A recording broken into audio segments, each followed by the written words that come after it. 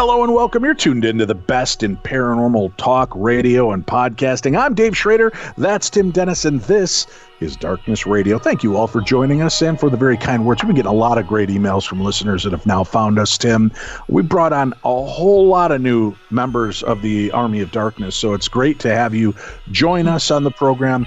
It's just so nice. I mean, we're getting so many compliments from these new listeners that have stumbled upon the show with all of our new homes out there. I think we're like 20 or 30 different streaming platforms. It seems like they're growing constantly with where our show is being made available. So I'm glad you found us. Thank you very much. Keep the emails coming. Dave@darknessradio.com or Tim@darknessradio.com. We both love to hear you. We both love to get your feedback. So always feel free to reach out to us and communicate. We've got an interesting show today, Tim. I got a fascinating press release. And, we've talked throughout the years to some morticians and coroners and such, on our true crime program, and hear about the supernatural on Darkness Radio. And this was a fascinating press release, a brand new book, I've Seen Dead People, Diary of a Deputy Coroner. We've got a link for that book so that you can find it on today's program guide. And joining us on the program today, former Deputy Coroner Donna Francart. Donna, thank you so much for being here. Well, hi, Dave and Tim, and thank you so much for having me. I'm glad to be here. Now, help us out. I mean, we hear these titles thrown around in crime procedural TV shows all the time.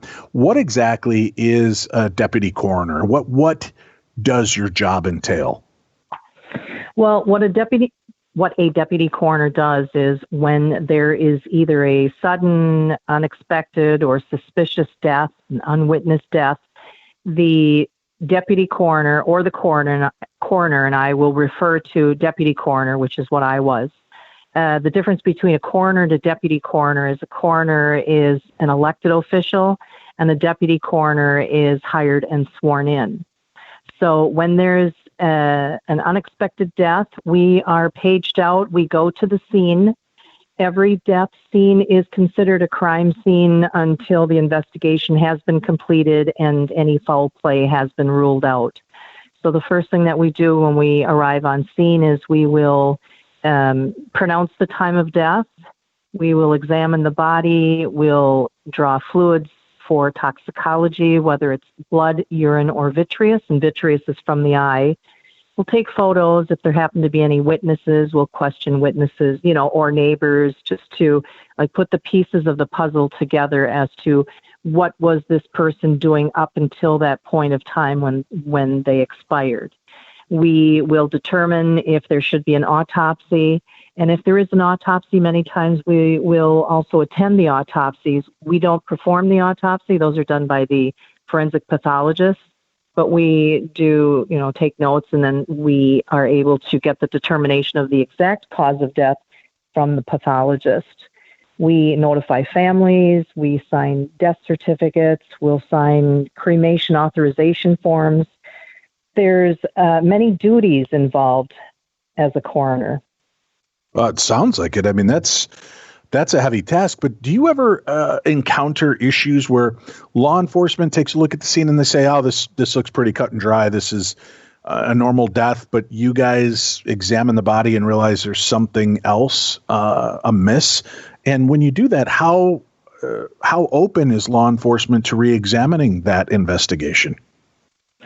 Well, the beautiful thing, at least in my experience of the 8.5 years that I was a deputy coroner, is that we did work in unison. There was only one particular case that we were not seeing, I shouldn't say not seeing eye to eye, but one of us thought that there should be an autopsy and then the police didn't think, or was it vice versa? Anyhow, what I did was I then called my boss, the coroner, and I let my boss and the police decide what the end result was going to be, because at that point I thought, well, I need my superior to make the decision what should be done in that particular case.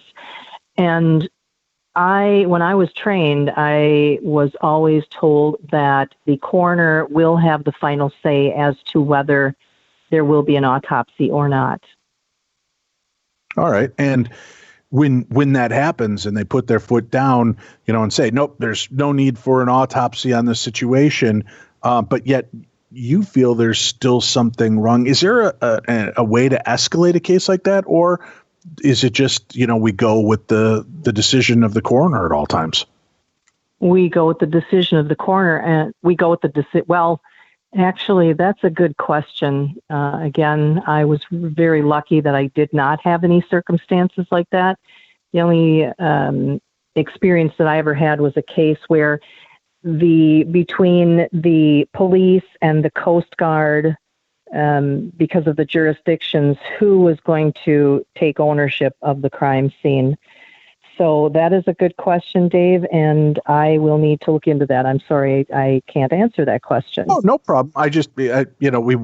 We all love these crime procedural TV shows and love to watch them unfurl. And I know that can be the bane for people in your field that actually do the work, because people expect you to be able to just plug in this data into a CSI crime base, and within a half an hour or an hour, you've got your perpetrator. Yeah. Or the answers, right, to what's taking place. I am curious, though. It seems like when a celebrity passes away, right, they'll say they're not releasing this. There's going to be some toxicology reports.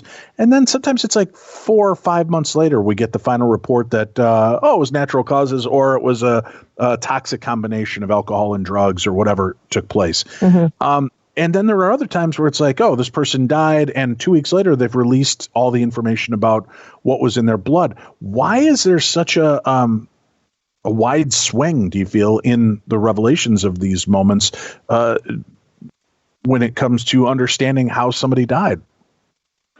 Well, and it is it's going through the protocol, and it's, like I said, like putting the puzzle together to rule out anything. So, for example, you're going to examine the body, the physical body, to make sure that there aren't any stab wounds or gunshot wounds, anything that's visible to the eye. And just because a body doesn't have any bruising or any visible harm to the body doesn't mean that it wasn't still foul play. It could have been something ingested. And so it's always better to have the autopsy, to do the thorough investigation, to rule out anything that could be medical. You do the toxicology or send in the fluids for toxicology, and it does take 6 to 8 weeks before you get the results of that. So in that time period, the death certificate is left open as undetermined, or there isn't the cause of death is not put on the death certificate until everything has come in as far as results from tests. All right. Yeah, I never really understood how and why that works out. And I know there's a lot of information in the news now, the FBI releasing part of the Kurt Cobain files, and, suddenly kind of swinging a spotlight back on the fact that, maybe it was foul play, but it seems so long after the case. Why are some cases, do you think, held back? Why is all information not made available? Obviously, if it's an ongoing investigation, but in one where they've deemed it a suicide and closed it, why the secrets? Do you know? Well, I do think, and again, I was lucky that I didn't have any cases that were like that, but I would suspect that many times there are family members or loved ones that are questioning, and they're just not taking that for an answer. And so that's the positives of having a body buried, is that the body can be exhumed, whereas if there's a cremation, it's just ashes. So there's no way of going back and opening up a case again. And that is why for cremation, there's a 48-hour period that the body cannot be cremated. Now, that would be if there's any changes in what direction to go in the investigation between the police and the coroner. You have that 48-hour time frame. But after that, once the body's cremated, there's nothing left to continue if there still are open questions. Right. Mm-hmm. Well, fascinating stuff. I've got to know, too, People ask, Dave, what do you do? I'm on a plane, or Tim and I are at a function or something, and they go, oh, what do you guys do? And we always kind of exchange that glance of, do we just say we're hosts of a radio program, or do we just go full balls in and say, oh yeah, we're paranormal radio show hosts?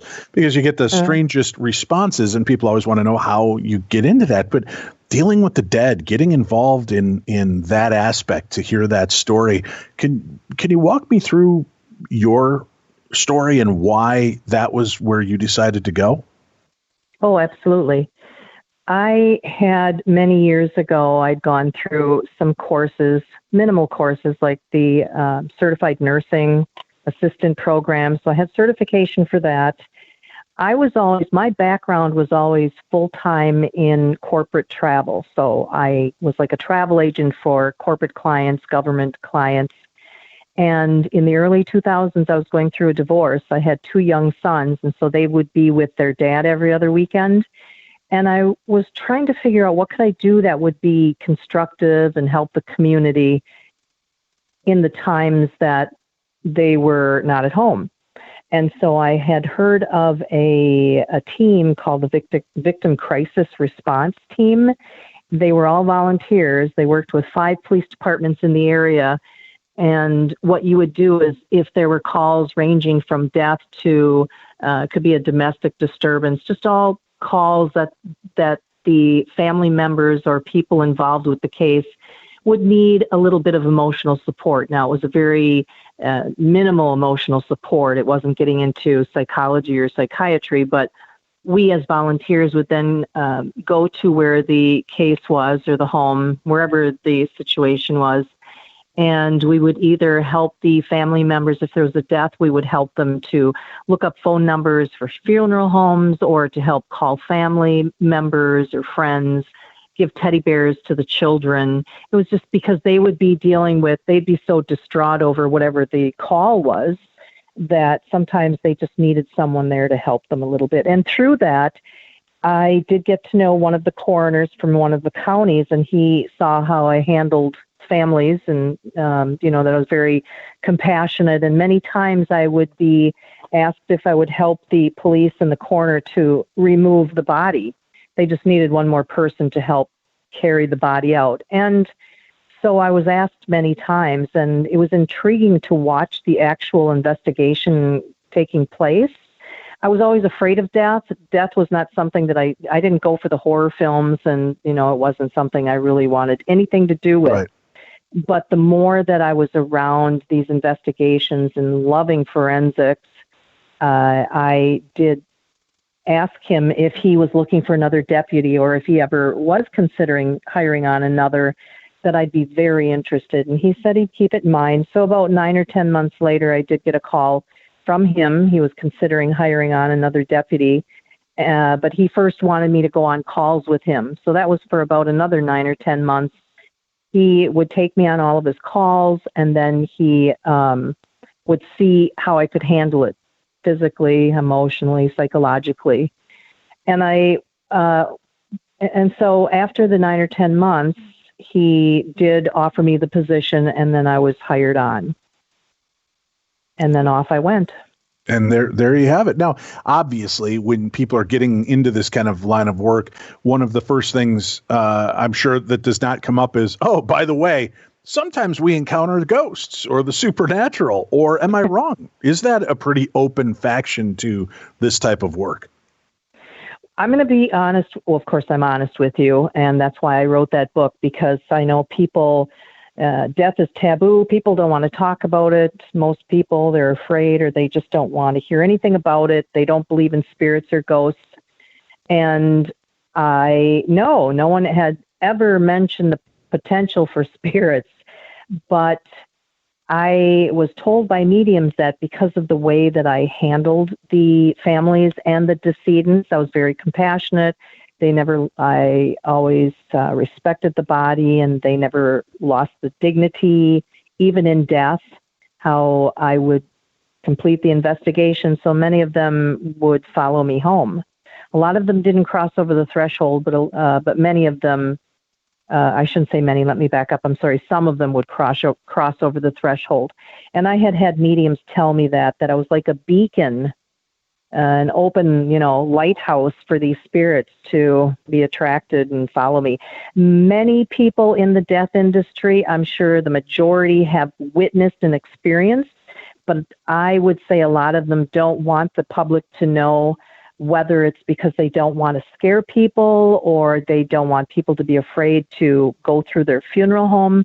That I'm not sure, but it's pretty common. As a matter of fact, if you'd like, I can tell you a couple of instances of people that have reached out to me since I've written the book that are in the death industry that have told me what's happening with them.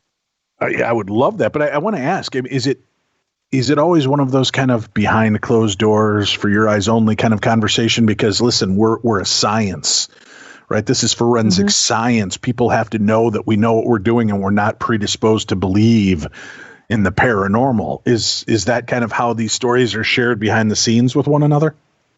I'm thinking so, yes. Okay. I didn't know if you're like, oh, no, everyone talks about it.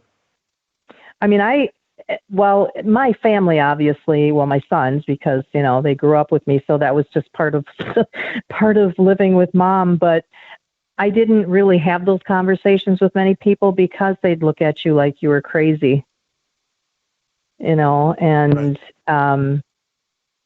I just I more kept it to within my, other people that I worked with and people in the death industry. Personally, myself. Yeah, well, let's talk about some of the people that have come forward to you to share stories and what those stories were, and then we'll kind of get back into your work and when things started to really kind of make themselves known to you. But please feel free. Sure. Okay, so and they're very short. There was just, since the book has been published, and a couple of people, one in particular is a coroner also, and in a southern state.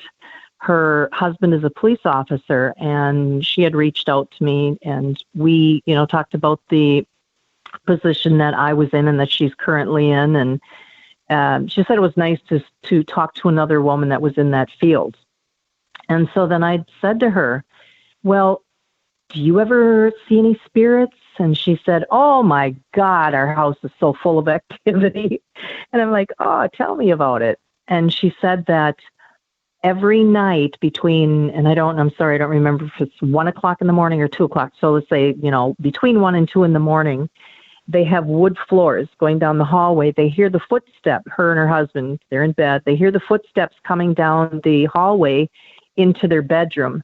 Now, her husband can't stand hearing those footsteps every night. Apparently, it's been going on for several years, that he always wants a fan blowing at night because it'll drown out the sound of the footsteps. Right. But then the spirit comes in and it sits down on the bed. So the bed kind of goes down, right? As the weight of the spirit is sitting down.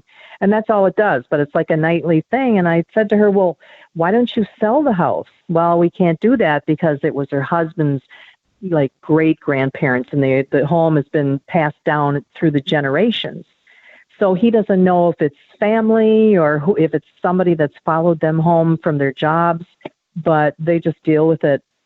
And then I had a forensic technician who's out of Great Britain. We not met physically, but spoke because of he had bought the book, and he just kind of laughed and said, oh, yeah, we have things flying off the shelves all the time in the morgue. And it's like, wow. Yeah, see, it's just people don't want to admit it. And I think they should. Well, that's my opinion. I did. It is what it is. It was part of my life. That's fascinating that they're so open about, oh, yeah, it is what it is. They're here. They're amongst us. How soon into your work did you realize that the dead were trying to be heard? That's a good question. There were times when I thought I'd catch something out of the side of my eye, and I thought I must be imagining things. But I would say after about maybe a year and a half, there was, and I couldn't ignore it. I mean, it was so obvious. And it is in the book. I'd just gone to bed, and I hadn't fallen asleep yet. And you know how you feel like there's someone in the room, or you just have this feeling.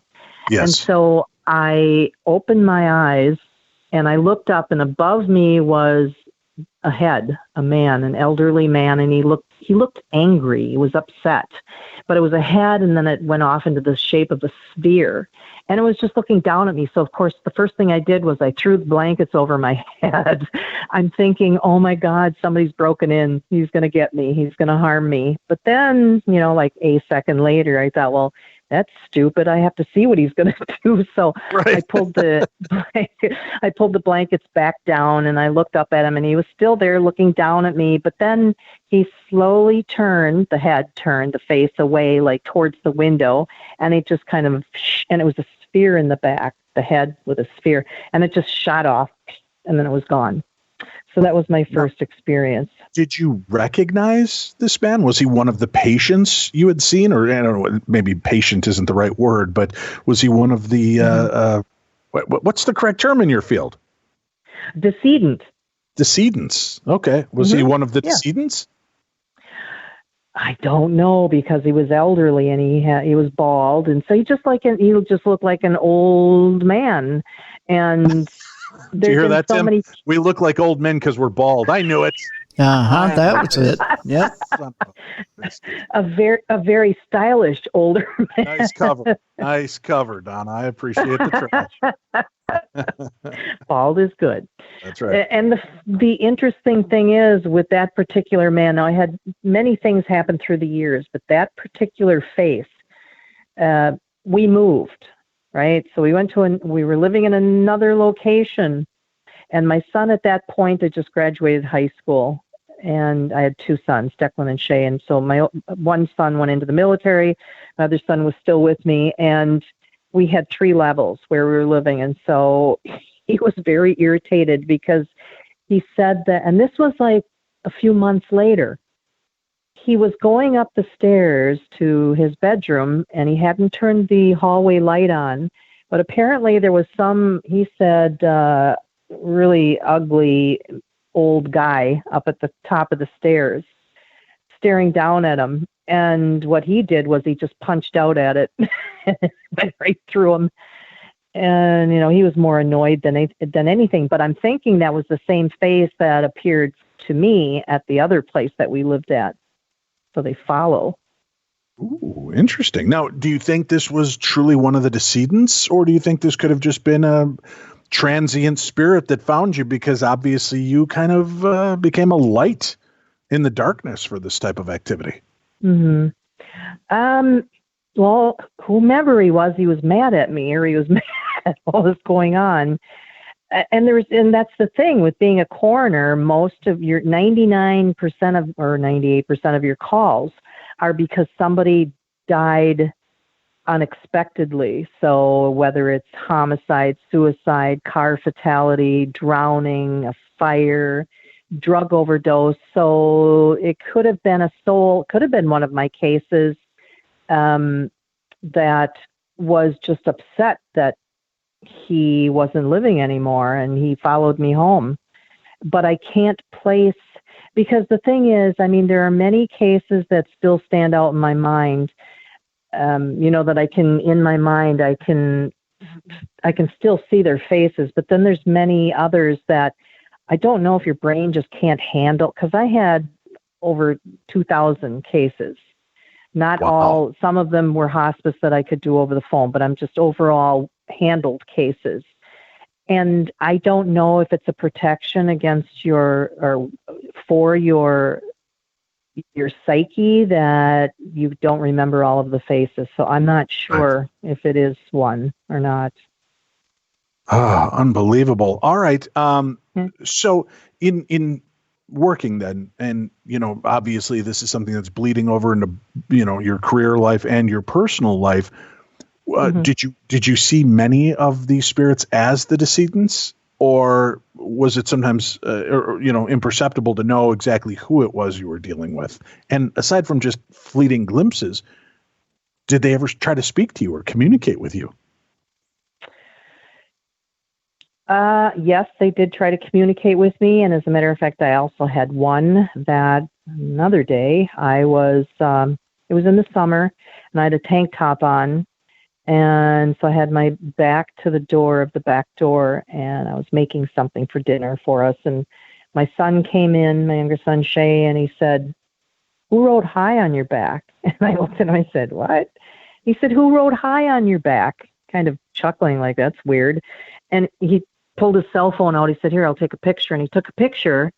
And sure enough, it was whether it was a nail or something that scratched HI in my back. And that was very unnerving to me because I thought, don't touch me. You can say things, you can show up wherever, you can turn lights on and off, music, but don't touch me. And I did have a medium. I went to a medium locally, and he did tell me a particular case that I worked on. It was a young guy that was in a car fatality and drunk driving. And so he thought it was funny, and the medium told him to go off into the light, leave her alone. I have had voices talk to me. There was an elderly lady that of course it's at night, and she said, "I got a new headboard." I thought that was odd. I'm thinking, am I hearing things? And then about a minute later, she said it again in a very old voice, kind of a strained voice. "I got a new headboard." And that was it for that. But then a medium told me who that person was in a case I'd been on. And the thing is, these mediums come up and they explain this lady, and I haven't given him any information so that he could feed off of it. He just said, "Oh, I have an elderly lady. She's a German lady, and she's coming through, and she passed away in her bed in her sleep." And she's saying she's laughing, and she's so embarrassed because they were remodeling her room or redoing her house, and her bedroom was just in all disarray. And she said something about not having a headboard, and I just about dropped my jaw when he said that. So I just, at that point, said, well, I'll have to let her know that it's okay. I really didn't notice that her room was messy, or that, her room was in disarray. I'm trying to think. I have not seen any faces of any particular cases that I had. So whether they were spirits that just showed up and didn't have the same thing, I'm not sure. I didn't recognize any of them unless my brain just wasn't accepting that it could have been one of the many cases that I had. There weren't any that really stood out that I thought, oh, I know exactly who this spirit is. All right. Well, I give you a lot of credit because you know what? Maybe out of fascination, be like, this sounds like an interesting job. I'm going to, you're kind of the voice for the dead to give them their final respect and due, and to help the family and understand this tragedy that has befallen them. So I give you a lot of credit. That's a tough job. But then the minute things start getting weird, then you start thinking, maybe I should, I wonder if Blockbuster's hiring. For those of you that don't know what Blockbuster was, you see, back in the day, there were video stores where you would rent movies and then take them home to watch them. But yeah, I would think that you would want to be, anywhere but there. But that, have you ever found yourself actually terrified of this? Or are you kind of really welcoming this kind of connection? Well, and you said something just before that I wanted to add. You're absolutely correct. We would say we were the voice of the dead when they could no longer speak. And yes, as a matter of fact, it was really starting to add up, because all of these cases being surrounded by death and grieving and all of the gruesome scenes that I was witnessing, and then the spirits on top of that. And it wasn't like you could sit down at the dining room table and talk about these things to try to get them off your chest. And that is actually, and we didn't have debriefing. So that is why I started writing. I thought, well, maybe if I can start writing this down on paper and trying to process it and compartmentalize it in my brain, it will help me. But I felt that it was my duty, so to speak, not my duty, but, well, yes, I wanted to help people. I wanted to be there for the families because I was hoping that even though, they're going through a tragic time in their lives, they've lost a loved one, they may not remember my name, they may not remember my face, but I hoped that they would ultimately remember that there was a person there that day that was very compassionate with their loved one. And I would sit with the families after the investigation was completed, on scene, if it was in a home and the body was transported, whether it was to autopsy or to the funeral home. And I would sit with the loved ones and I would ask them questions about the decedent, the one that had passed away, because every person obviously is a human being and they've all had lives and loved ones. Everybody's somebody's mother, father, sister, brother. And so I wanted families to know that I had the respect for their loved ones and I cared for them like I would my own family. So there were times, yes, I'd think, oh, I don't know if I can do this anymore. But then the other side of me would say, oh, but I need to do this for the families. I want to feel like I'm doing something good for the community. And so I just kept going. And I would try to push these scenes out of my mind when I was done working after a shift, and I was still working full time in the travel business, but then I was doing the Deputy Coroner position on a part-time basis. And so once I'd be done with a case, I had to try to push that out of my head, because when I was home with my sons, I didn't want that weighing down on them. I couldn't talk to them about it. I wanted there to still be laughter and happiness in our lives, right? I didn't want it to be consuming me completely. And so that's why this book was my way of trying to process and deal with it, with the death and the grief and the spirits and everything. I want to talk a little bit about that. I'm fascinated by the fact that you kind of took to writing as a way to help purge your own soul and deal with the things that you were working on. So we'll cover that when we come back. And I'm curious if I'll leave that question till we come back, because I don't want to throw it out there and then, leave you twisted. So we'll come back. Hold on. We've got more to discuss. Again, we have a link to the book, I've Seen Dead People, on today's program guide. Go order the book. Get it for yourself. Remember, rate and review these books. Help out our authors. We'll be back. You're listening to Darkness Radio.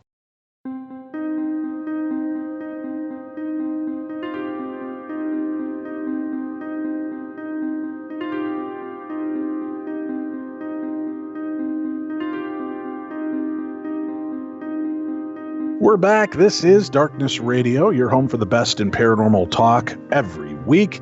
I'm Dave. That's Tim. Our guest today, former Deputy Coroner Donna Francart. She's talking about her book and experiences. The book, I've Seen Dead People, and the link again in today's program guide. So, Donna, when you decide, hey, there's a lot, and being, I feel like we're kindred spirits in the fact that death really has bothered me my whole life until more recently. You decide you're going to take pen to paper and kind of exercise these demons, if you will, put them out there. I'm curious, since you have become more of an open conduit to the spiritual realm and them constantly making themselves known, have you ever begun to write only to go back and look and be like, wow, this doesn't sound like me? Meaning, do you think the spirits have ever influenced your hand in the message that you relate? Oh my God, I never thought of it that way. You know what? That's possible, because honest to God, I have thought many times, I've had many people compliment me on the book, on my writing. And other people, the authors that have said, that's hard trying to sit and think of what to write. And honest to God, it flowed. it just flowed for me. I had no issues with writing. It just came out. And yes, I would look back and I'd think, wow, I kind of like the way I put that, the way I wrote that. Maybe it was influenced by spirits or God. I mean, I'm not trying to get into the religion aspect, but maybe the powers that be, the spirits, the guardian angels were guiding me in writing this. And what I would like people hopefully to get out of the book is that not to fear death, that death actually can be a beautiful thing. It's not just the finality. I do believe that our energy and our souls continue on, and that death can be a very peaceful transition to whatever the next realm is that we go. And perhaps that was maybe the guides, the guardians, the spirits were guiding me to write this and get this out to as many people that will listen to me, to try to give them comfort and to look at death in a different light, so to speak. Excellent. Well, when you started this, what perceptions did you come into this field with that have radically changed for you, now that you've stepped away from that position? Well, interestingly enough, there has been a pathologist, a friend that has asked me if I would work on his team, and since I am no longer doing that, I don't have the desire to go back. But how I have changed my perspective is that I don't fear death anymore. And obviously, I do believe in the afterlife. I do believe if you really watch your surroundings, the spirits are there and they are trying to connect or make, contact with you, leave messages. I also, more so than before, and I was always very positive and thought of the good things in life. Like life is a gift. So every morning that you wake up, that you're taking another breath, you should be very thankful that you're even here. And I don't take for granted the sun as it shines, or the smell of the earth after a good rain, or the vibrant colors of flowers. So it has really made me appreciate everything that I have in life, even when things are a little mundane or monotonous, you're bored. I'm still thankful that I'm here, because there are other people that thought that they'd have that tomorrow, or even that today, that next minute, and they don't, because we just don't know when our expiration date is. So I want to make the most out of my life between my date of birth and my date of death. And I hope everyone else does too. Even if they're just small things, just appreciate what you have, not what you don't have, but what you have and your loved ones, and waking up to another beautiful day. Those are great examples to put forth for people. I hope they will take that. Were there any surprises for you along the way regarding what you believed death meant and what it truly turned out to be? Any surprises? I would say I knew I had when I was younger, I had an uncle that was murdered, and there's been other tragedies in my family. So I was around death, and it frightened me, and touching a dead body to feel that hardness. And what I did learn through being a deputy coroner is the process of what a funeral director does do as far as reserving or conserving a body with embalming, and the investigation, what I learned of all of the steps of the protocol and what you do in putting the pieces together. I have learned that, and I'm very aware of the different emotions that people will react to loss of a loved one or death. You don't know if it's going to be anger, if it's going to be grief, confusion, and everybody grieves at their own pace. And no one else can tell you how quickly you should get over a death or how you should handle processing a death. So there are many things in that respect that I did learn through being a deputy coroner, if that is what you're asking. That, and I did not want to lead the witness, Your Honor, but meaning, did you believe prior to this that the physical body would end and something would be left behind? Oh, sure. Okay. So I was raised a Catholic. And so, what I was taught was that when you die, you die. That's it. Darkness, you're done. What I learned through death is you might leave your body, and this is my opinion, and I hope that people will be open to accepting. You're on the right show for people being open to this, so go ahead. Okay, is that you might leave your body behind, but when you die, you're not done. You've got so much more. I think there's so much more. I have a friend also that had a near-death experience. And he described it to me, which is like so many others that I've heard or read about, that you see the light and the warmth, and then there's all this beauty. And he also said to me that he watched as he left his body behind, and he went down like a bright tunnel, and his loved ones that had already passed away were waiting for him. And he was just about there, and then he started getting like sucked back through this tunnel. And he didn't want to go back to his body. And he watched himself going back, and it wasn't his time to go. And from that experience, he said he has no fear of death at all. He's looking forward to death. I'm not afraid of death at all. I also took care of my mom the last 5 months of her life. About a year and a half ago, my dad had passed, so she moved in with me. She went on hospice, and I was her caregiver. So she was actively dying, and I watched this. And I watched how my ancestors and my family that had passed away, like the last 2 weeks, they were coming around more and more. She was talking to them. And she was literally, I'd watch her eyes as they moved across the room, and it would be like they were in there. And I knew, I didn't see anything, but I would just go along with her. For example, I had cut a piece of pie. Even though she wasn't eating, I was still, making meals and giving her something to eat. And I had cut a little piece of pie, and she didn't touch it. And I said, "Oh, you're not going to try your pie?" She said, "Well, Larry wants some." Now, Larry would be her brother, my uncle, who had passed away like 30 years prior. And she's looking over like to the side, and I looked over to wherever she might have been looking, and I just said, "Oh, Uncle Larry, I'm sorry. If you'd like some, of course you can have some." I picked up the plate. I cut the pie into little bits, bite size, and then I extended my hand, and I said, "Here you go, Uncle Larry. Please enjoy this with Nana," we called her, Mom. And set the plate down, and then my mom was very content. She was happy with that. I also, the night before she passed away, she'd gone into a coma. My mother was from Ireland, so I have a lot of family over there. And when we were younger, as I was growing up, we would spend every couple of summers over in Dublin. And back in the day, years ago, the fireplaces, they burn this like peat bog.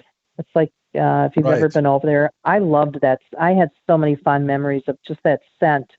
And that night, the bedroom that she was in her hospital bed, we had one of those hospital beds brought in, the whole room just was this very dense smell of that peat bog. And I knew that they were waiting for her.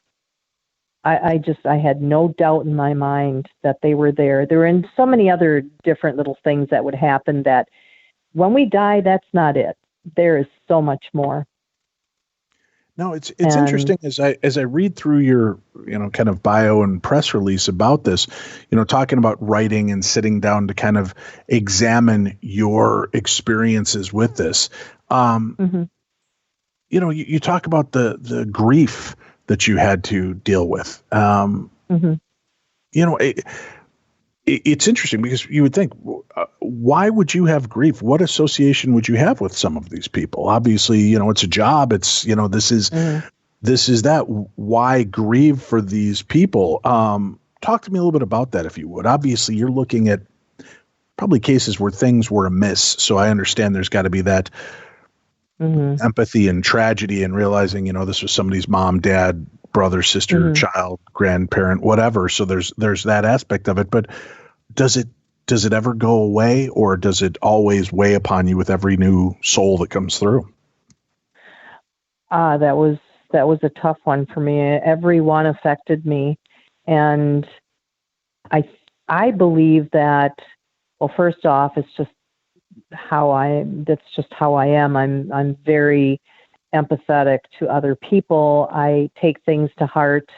And when you're doing a death investigation or me personally, when I'd be doing death investigations, you might be, in comparison, you might be watching on a big screen a Hollywood show, and, they've got the horror movies or the death scenes. It's different when you are hands-on, surrounded by death. You're not only touching the dead body, you've got the smell, you've got the sounds, and then on top of that, the notification to the family. You're there in their darkest hours. And when you see that overwhelming grief and loss and shock, and it's like heavy. It's a heavy feeling. And I would take that home with me because it affected me. I was too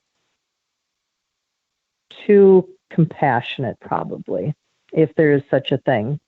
And I would take it home and I think about, the parents that I just notified them that their teenage daughter or son was in a fatality and didn't make it, and had to walk them down the corridor of a hospital because the body was brought in for notification and identification instead of on the side of a road.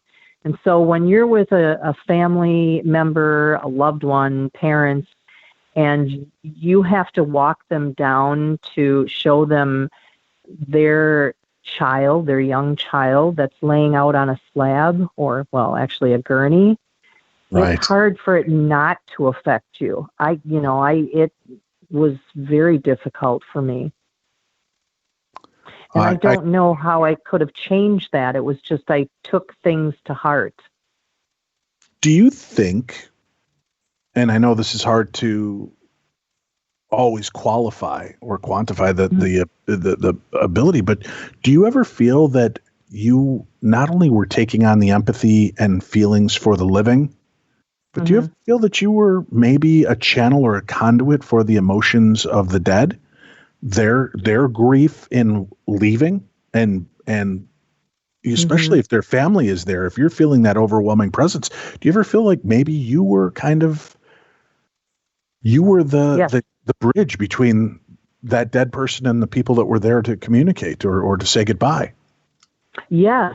So I'm not only feeling the grief of the loved ones that are still living, but the person that just died that wasn't expecting to die, and it was most likely a tragic death or an overdose, or it wasn't a peaceful death in a bed. And so you've got their emotions, and that's the thing. And that's what I was also told by a medium, was that with the type of deaths that we would witness or be investigating, this person didn't expect to die.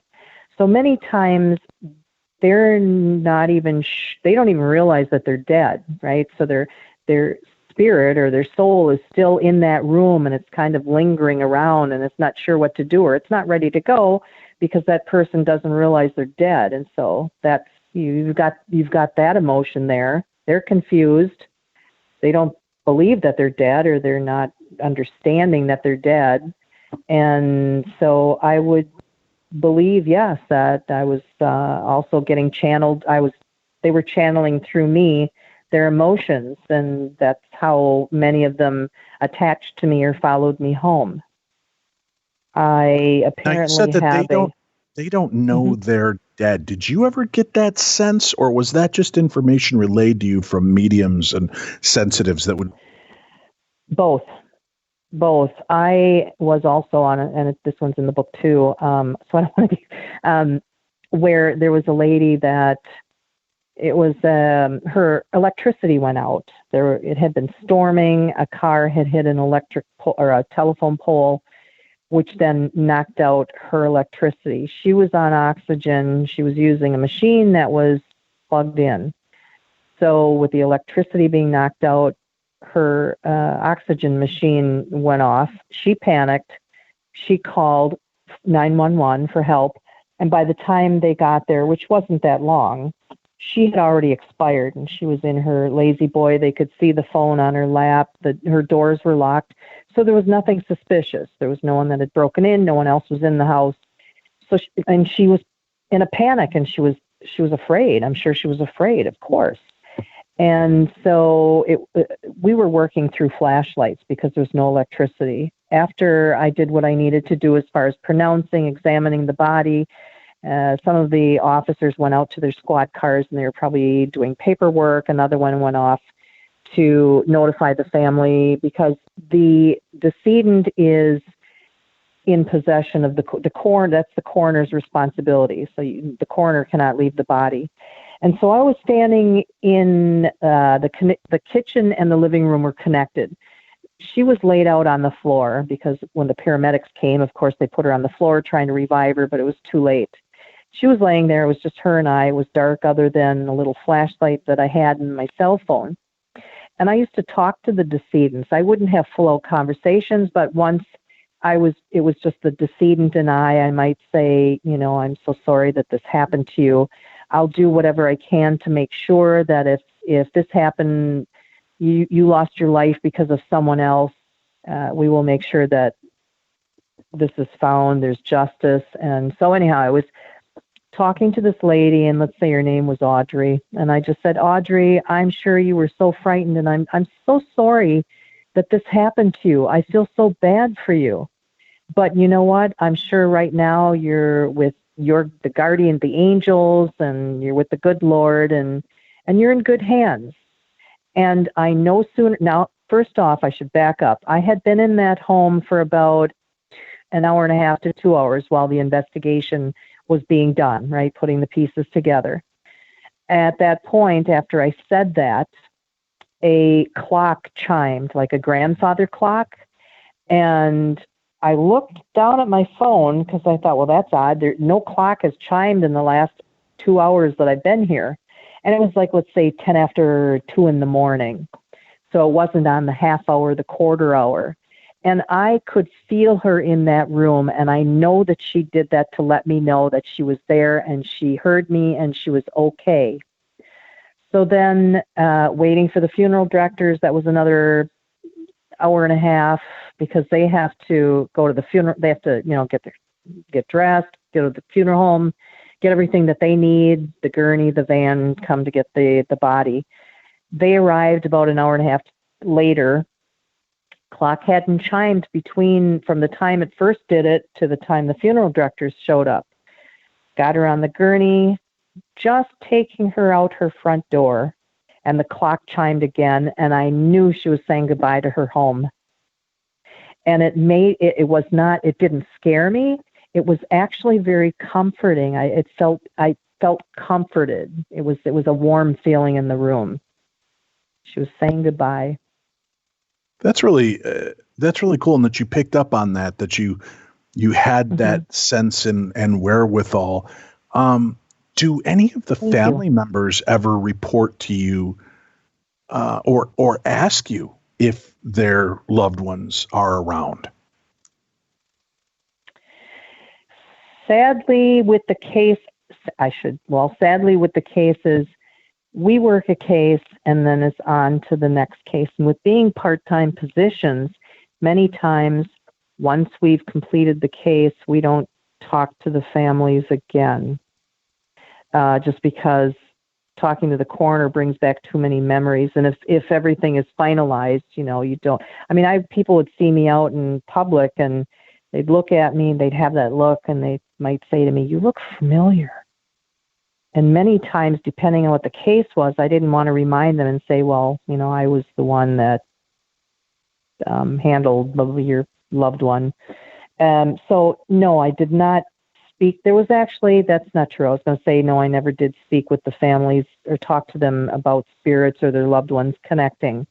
There was one family in particular, just because I knew some of the family members through marriage, and it was a pretty tough case. It was a very tough case, and I have a friend that I'd known since we were younger, but hadn't had contact with her. It was like her parents and my parents were good friends, and, the kids, and then we get together in the summer and go inner tubing and swimming. So anyhow, I hadn't seen her in years, and she reached out to me through social media. She happens to connect with the spirits. I didn't realize this. And she had messages from this person to me. She told me things about that. She told me things about that case that no one would know unless they were there that day, even down to what I wore that day and what the decedent was wearing. And just, he had the message that he wanted to let me know that he knew it was a very difficult day for me. It was a rough case, and that he was so thankful and how I handled him. And that he was doing okay. He was watching his two grandchildren, watching them grow. And so, that just, my heart sank. It's like, oh my God, there really literally at this moment is a spirit, someone that's talking to me through my friend. And so I did run into this decedent's son, a few months later. And I told him, first actually I asked him if there were any grandchildren. At the time when he passed away, there were not grandbabies. But then at the point that this decedent came through, there were a couple of new family members, right? So there were 2 little grandbabies. So number one, there's no way that my friend who was a medium would have known this. And so I told him that his dad did send a message through a friend or someone who was a medium and connected with spirits, and that he wanted to let them know, the family know, that he was okay, he was happy, and he was really enjoying watching the grandchildren. And I stood there and watched a grown man start crying. It was very touching. I have to be careful. I don't want to scare anyone, but right. I thought that was a beautiful message. And that's where I've been very blessed and lucky, is that I've not encountered any bad spirits, like the negative, the paranormal, normal, the bad entities.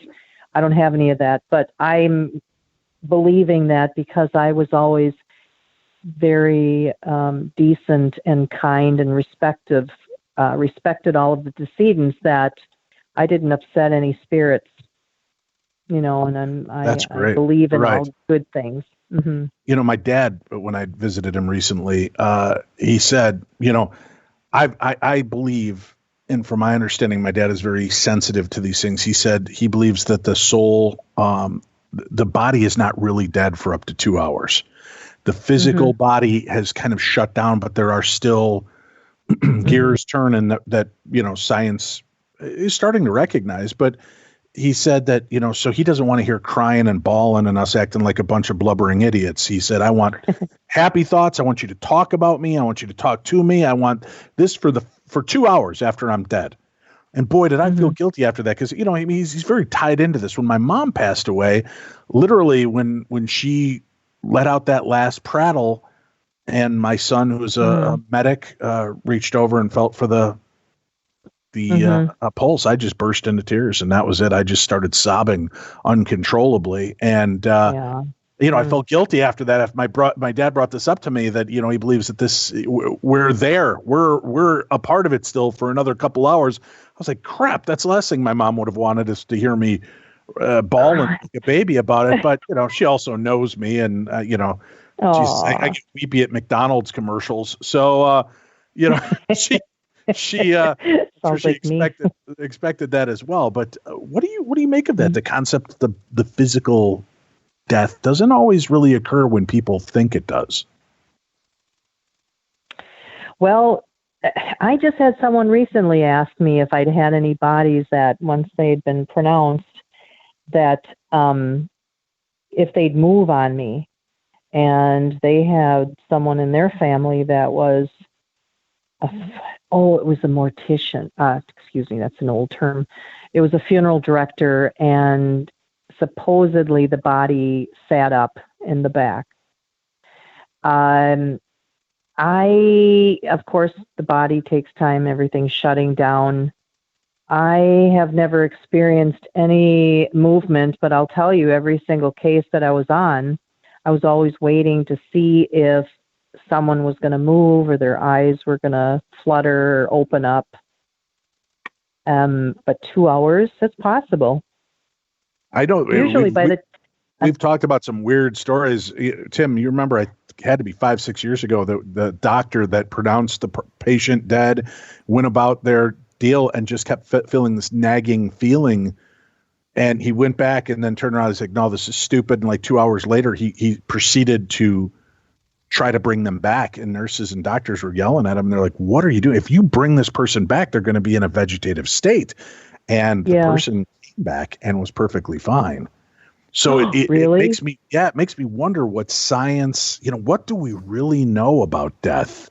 And when that moment truly, when do we really let go? Was he being tapped by the spirit saying, hey, I'm still here. I made a horrible mistake. I moved out and the place I was going to sublet is not available. Let me back in. Right. I don't know what was going on, but that was so bizarre.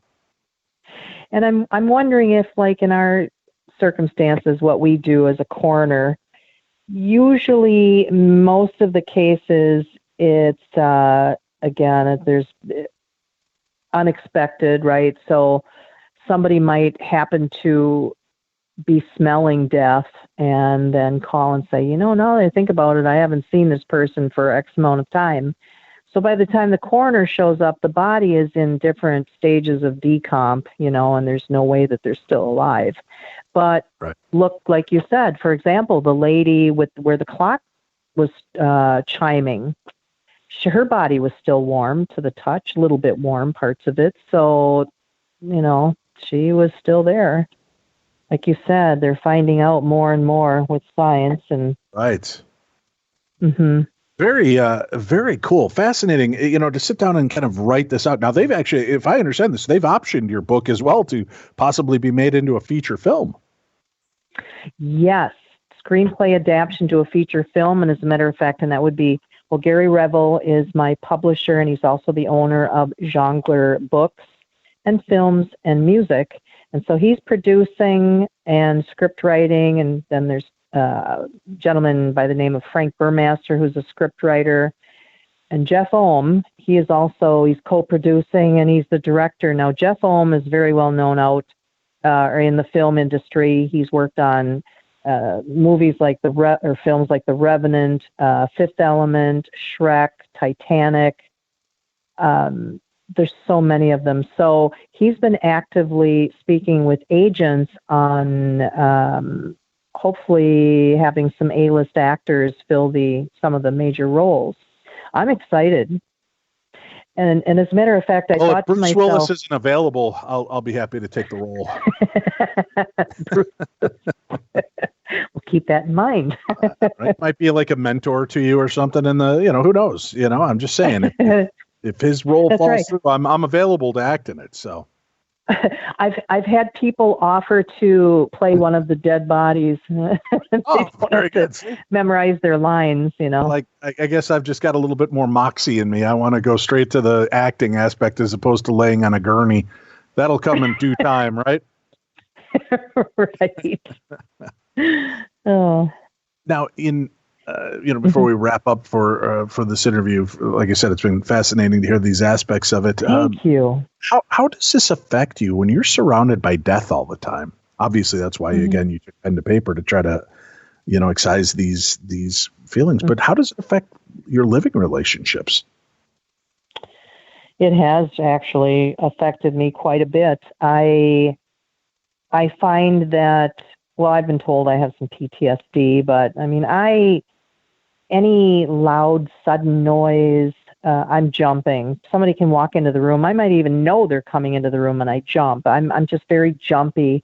And anytime I hear sirens or I see squad cars or hear, the ambulances, my adrenaline starts rushing because it's like I need, I should be getting ready to get my supplies because I'm going to be getting that call pretty soon. Anything that I think might be a threat is in, let's say, there's going to be a tornado here, or I heard that there's been a car pileup or a fatality on this highway. I am right away. Well, not so much. I've gotten better, but I would be reaching out to all of my family members to make sure, where are you? You okay? Make sure they're not the ones on the road. So I have calmed down in that respect, but I do have a lot of scars.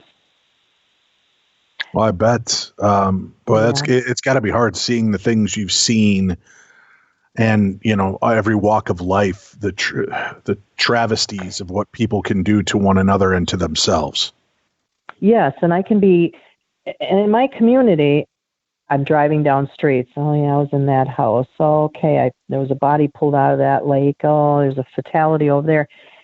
I'm reminded, and everywhere I go, if I was on a case, and after 8.5 years, there's been a lot of spots I've been in, and you just don't forget that. The job might be done, and the cases are done and closed in the past, but I'm never gonna forget those scenes and those people and those emotions. They're always going to be in there inside me. Unbelievable stuff. Fascinating. I mean, Thank you. Truly. How do you feel now about death yourself? Knowing that ghosts are around, knowing that the soul survives the physical form, does that bring you comfort? Does it make you concerned? Well, shit, do I get to move on, or are we just stuck here kind of walking around, bumping into stuff and making clocks go off? What's your thought on that?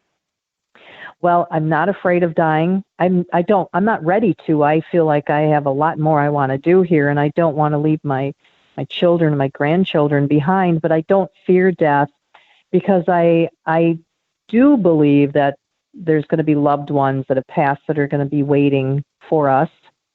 And I hope I don't get stuck here, but if I have to, I'll find a few people I can haunt. Yeah, well, stop by. Tim's always open. As a matter of fact, folks, if you want to haunt Tim, just go to his house at 314. No, still don't. Even the ghosts can't come find you, Tim. I mean, they're ghosts. Yeah, but Dave, I got stuff going on, and I'm a busy guy. Just give I don't mind. No, Dave, I don't need ghost phone calls either. Yeah. All right, fine. I see how you are. Yeah. Hard to work with a guy like this. I'm gonna have my own PTSD after dealing with Tim all these years.